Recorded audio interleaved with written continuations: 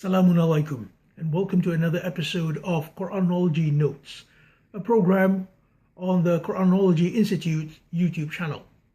Today we will be talking about the second part of the preamble of chapter 2. Last week we spoke about the first part, which is chapter 2 verses 1 to 5, and how they relate to Alif Lam Mim. We even discussed what Alif Lam Mim represents, because to me, Alif Lam Mim is the linchpin. There is a reason Allah started the chapter with Alif Lam Mim. And if we ignore that, and very unfortunately, most translations and exegesis do ignore Alif Lam Mim. They act as if Alif Lam Mim has nothing to do with the passage. Why would Allah put it there if not for us to think about, formulate, and apply?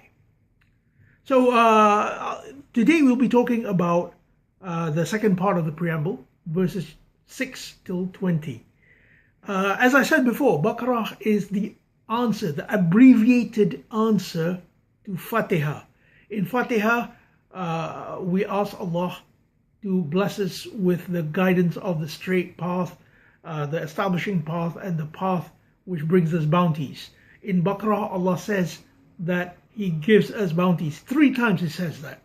So Baqarah is the abbreviated answer to Fatiha. So here we've talked about verses 1 to 5. Now we move on to verses 6 and 7. 6 and 7. 6 starts with Inna alladhina kafaru sawa'un alayhim.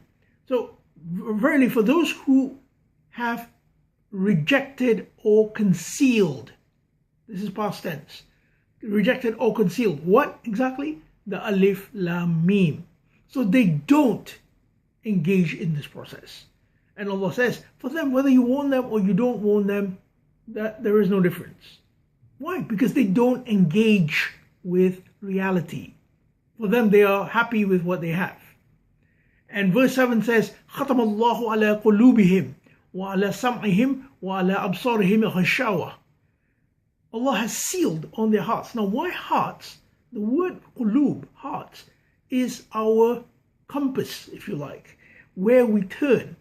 And Allah has sealed on it, so they cannot turn anymore. They cannot turn. Why? It is because they themselves have concealed. People say, as if Allah is a fatalist God who decides, okay, well, you know what, I don't want you in heaven, therefore I seal your heart. No, it doesn't work like that. You have to read the previous ayah. The previous ayah says, Inna alladhina kafaru. So they have already disbelieved or concealed.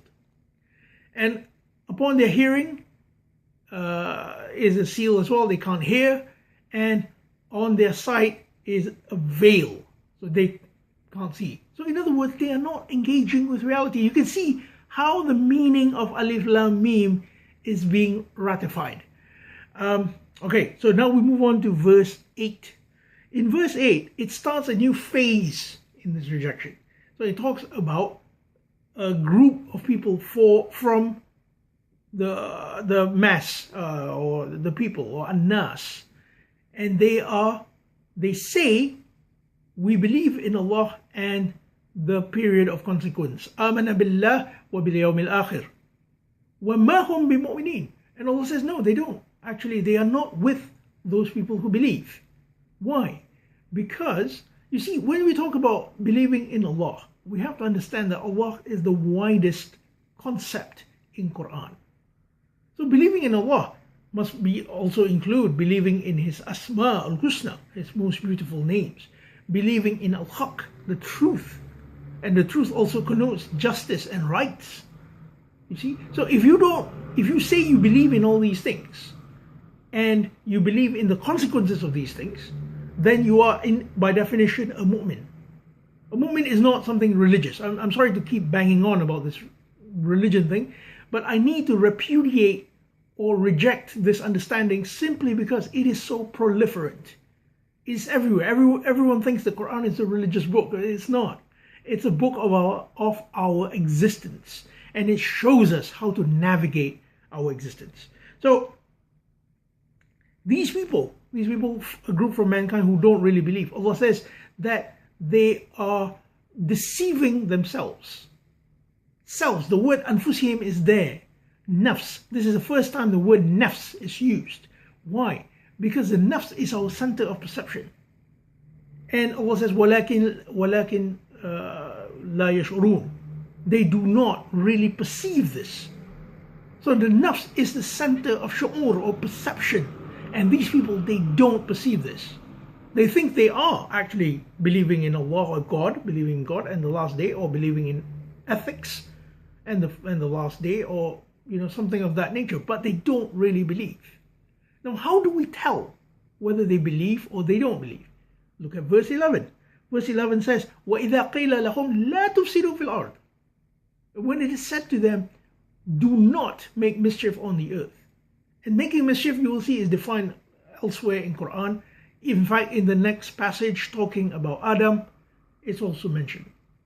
So it's not something which Allah leaves us hanging. It's about chaos, really. These people create chaos. And these people, they'll tell you that no, they are reformers. So you'll see, politicians, they say it all the time.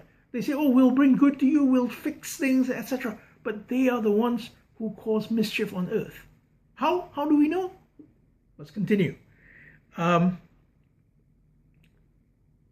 15. They consider people to be fools, sufaha. So in other words, they see themselves as strata above everyone else.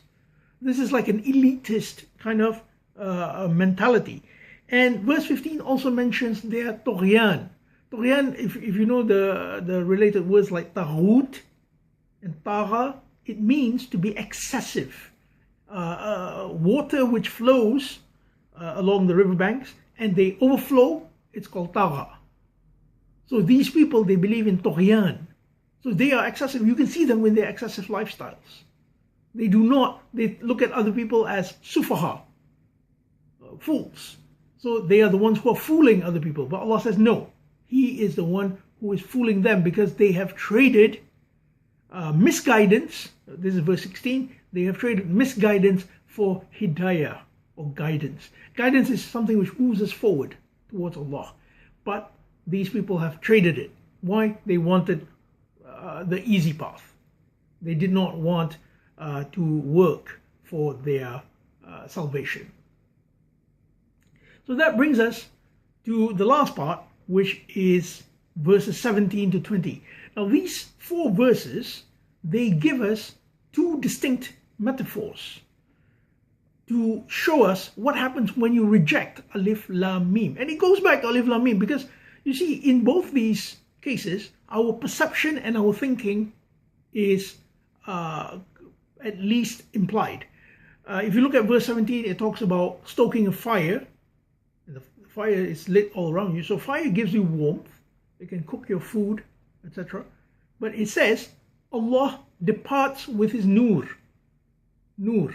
Nar, fire, nur, light. So the nur aspect is gone. So you have the material gains of this world, and yet the light, Allah's enlightenment, Allah is the light of the heavens and the earth, chapter 24, verse 35, that's gone. Allah has departed with His nur. Why? Why? Verse 18. Summun bukmun umyun fahum la yarji'un. Deaf, dumb and blind, so they will not return. Deaf, dumb and blind. Again, not engaging with reality. Alif Lam Mim. You see how Alif Lam Mim figures into everything. And it's the same with verses 19 to 20 as well. It's talking about the layers of darkness which we have to engage with. And how we close our ears for fear of the thunder and lightning. These are the realities of life, in fact. And we fear death. You see, so the existential aspect is coming. We're talking about death now, and these people fear death. Death is something we need to engage with rather than run away from. So there you go. That is the preamble of Al-Baqarah. The preamble sets the tone for the entire chapter. And you can see how, with the mentality which you have built up in these 20 verses, you can carry them and decode the other 18 sections which come. And one day I will also do a video on the closing of Al-Baqarah from verses 284 to 286 because they neatly summarize the chapter as well. Many thanks for viewing this episode. I've gone over 5 minutes. I've now gone over 10 minutes. I give up. I can't stop myself when I talk about this. It's very, very exciting. So many thanks for viewing QG Notes, and I hope to see you next week.